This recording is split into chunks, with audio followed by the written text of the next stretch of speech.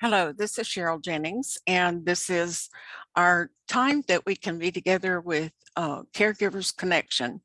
I had it as Caregivers Connect, but I discovered that there was some conflict with another person that was using that name. So I did change it, and that is why I did.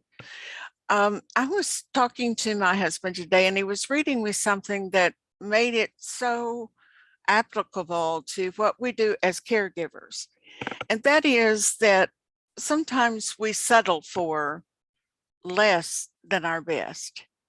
And I thought, as a caregiver, what is happening is that sometimes we get so exhausted, so worn out, that we forget why we're doing what we're doing in caring for someone who needs us.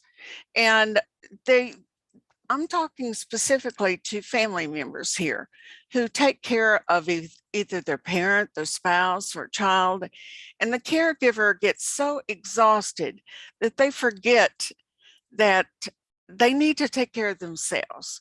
And if they don't, they won't be there to take care of this other loved one, but who would take care of them if they needed to be cared for? You know, we always hear when you get on an airplane that instruction by the hostess to say, in case of the oxygen mask dropping from above, put it on yourself first, and then put it on the one that needs your help. Now, that could be a child sitting next to you. It could be an older person. It could just be someone struggling because they're so excited that they can't get anything done. But for us as caregivers, it's very important for us to learn how to care for ourselves so that we'll be around to care for somebody else.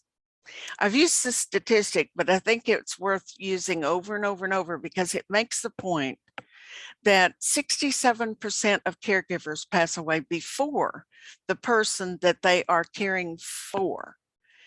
67% of caregivers pass away before the one they're caring for. That, I don't know about you, but that's really a startling number. In fact, it even goes up the older that you get. If you're over 70, the percentages go up to 70% that you might pass away before the one you're caring for. And although that may seem like it's unreal, if you think back to families or even couples that are older, and one spouse takes care of the other because they get Alzheimer's or they have cancer, they have something that keeps them from being able to take care of themselves. And that older person does everything they can to take care of their loved one.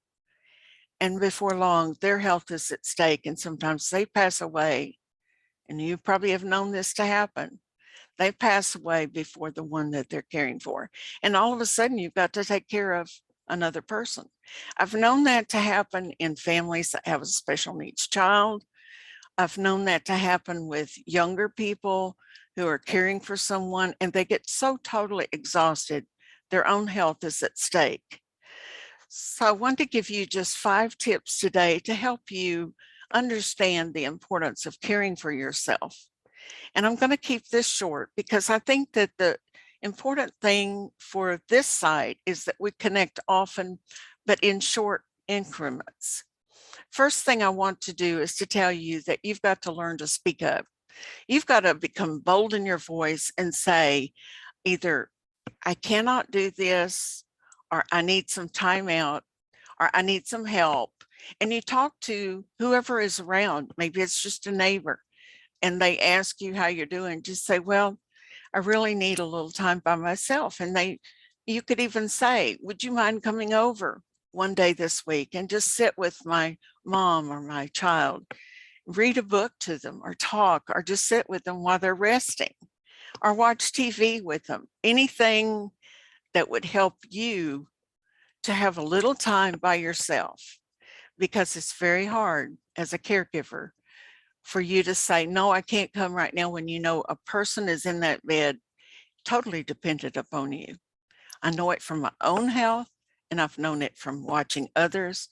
I've seen it with my own mom. I've seen it with others who are just, they don't want to say, no, I can't do something for someone, no matter how tired they are. They don't know how to set their boundaries, to allow some time for themselves.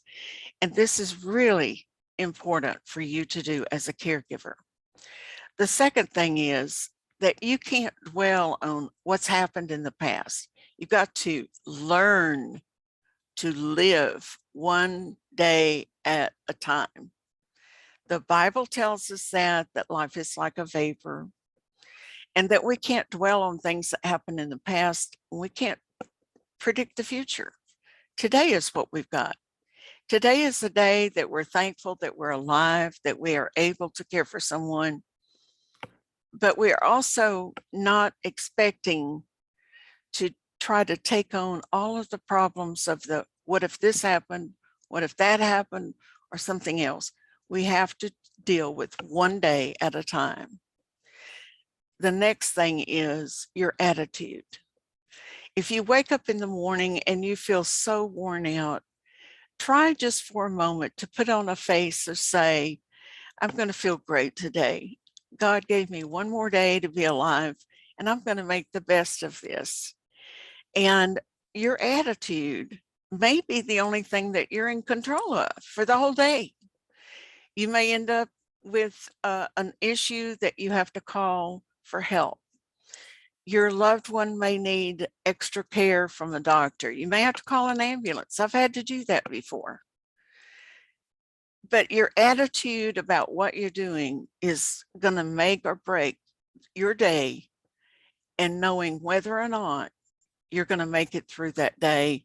Okay. So just pretend that the only thing that you've got to worry about is how you're going to react to that person. And it can either be make you a bitter person if you're angry, upset, holding a grudge, wishing you didn't have to be there, or it could be a better day, a better life, because you're going to let things go and you're not going to worry about everything today. The next thing is that it's up to you to get your knowledge.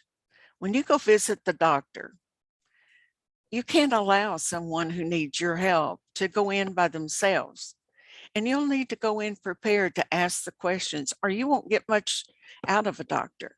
They're busy, they're on a short schedule, and a lot of that's because of working with hospitals or insurance, and they have to get so many people in to make it worthwhile for them to be covered.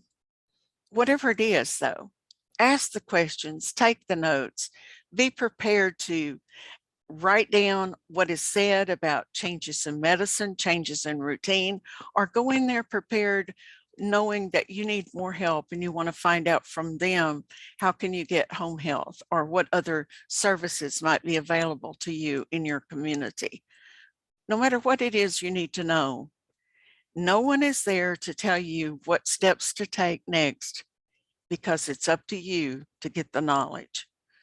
And then E is for encouragement. Every day you need to find ways to get encouragement. It can be from a support group. It could be one friend who's also caregiving and you can text each other back and forth. It could be that you need to give someone else the encouragement and that makes you feel encouraged. Have you ever found that every time you do something for someone that needs your help, that you end up having a great attitude and you feel so rewarded because you stepped out of your comfort zone to help someone else? It could be making a phone call because you can't get out of the house. It could be that you need to send a note. It could be a text or it could be a handwritten letter. Whatever it is, make a way to be encouraged by something active that you can do. Now, that's just 5 short little tips, and I love those tips because it reminds me today is the day that I've got, and it's up to me to make it a better day by living one day at a time, by improving my attitude and improving the knowledge that I have, and try to open the door for more knowledge and more ways to feel encouraged. I hope this helps you. If it does, I'd love to have just a little note to say that helped me. And if it does, then by all means, please tune in again. We're going to try to meet on Wednesdays at noon for a while, see how this works out. And I am on the Central Time Zone, so I hope you can work it out. If not, I hope to be able to make this where it's a replay. A couple of times that I've been on here, it did not record right. So have a great day. I love you. You are very special to me because you are caring for someone else. I'll talk to you next week. Bye-bye.